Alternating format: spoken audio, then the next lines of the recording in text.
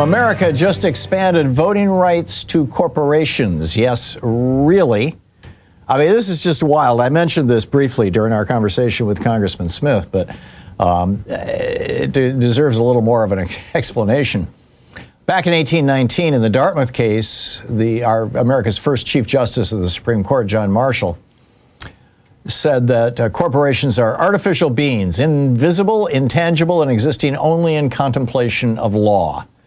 But in 1886, the clerk of the court put a footnote into the Santa Clara County decision, or a head note rather, and the head note said that corporations are persons. Now, the court didn't rule that, but it became law 10 years later when the court cited that head note.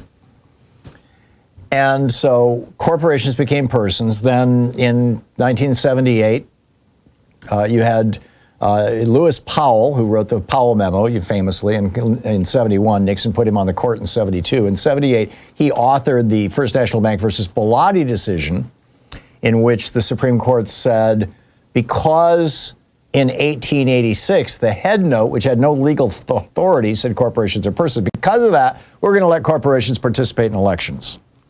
So that was the really full-on birth of corporate personhood in 1978, and we've had corporations messing in elections ever since in a big way, in an increasing way. But it really exploded in 2010 when Clarence Thomas became the deciding vote in Citizens United, and Citizens United cited the Bellotti decision, which cited the Santa Clara decision. So here we have this continuous chain from 1886 to 1978 to 2010 of a lie that corporations are persons and entitled to rights under the Bill of Rights and under the 14th Amendment, which offers equal or guarantees equal protection to all persons in America, which, by the way, would include, quote, illegal immigrants, which is one of the reasons why Trump locking up people for simply being here without authorization for anything longer than the time necessary to deport them is a crime in and of itself, but I digress.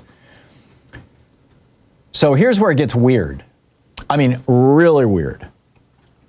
There's a court in Delaware that, let me back up. Under the Delaware Constitution, Delaware has more corporations than people. There's 2 million people. There's more than 2 million corporations in Delaware. Small state.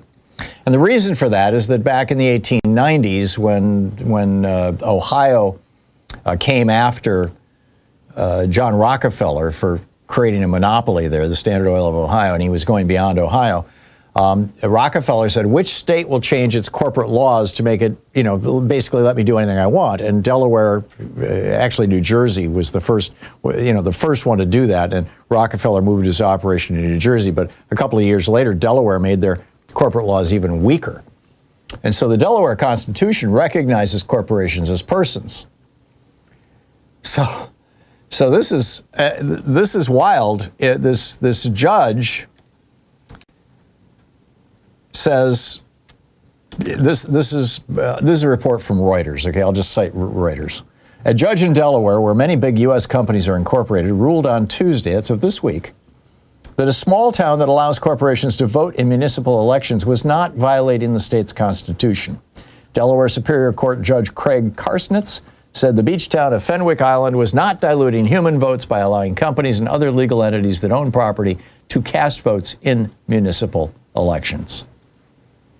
Now, I have a new book coming out about this very topic. It comes out on July 7th.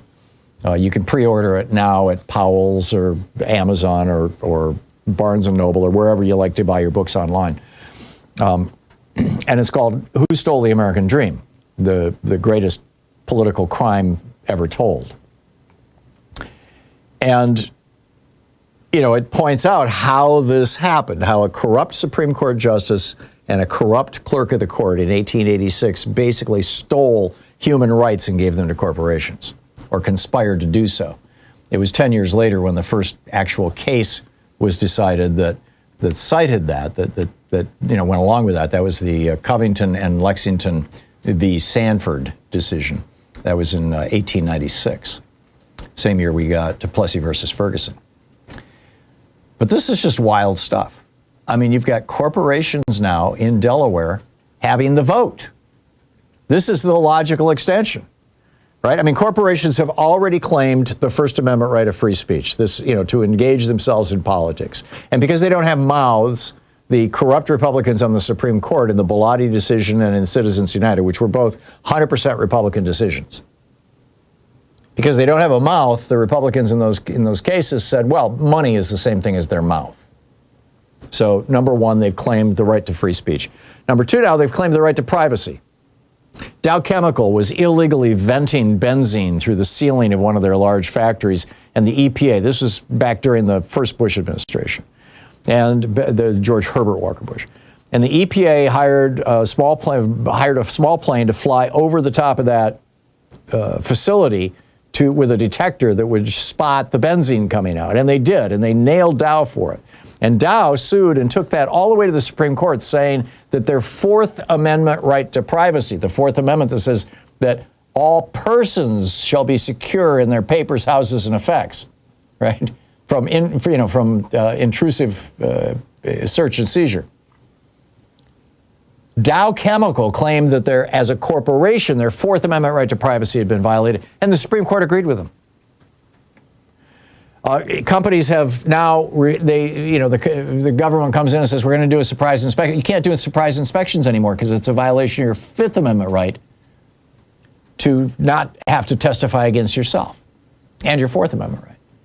I mean, and there are other cases, obviously the legal rights, Fifth, Sixth, Seventh, and Eighth Amendments of the Constitution having to do with, speedy trials and all that, have been grabbed by corporations.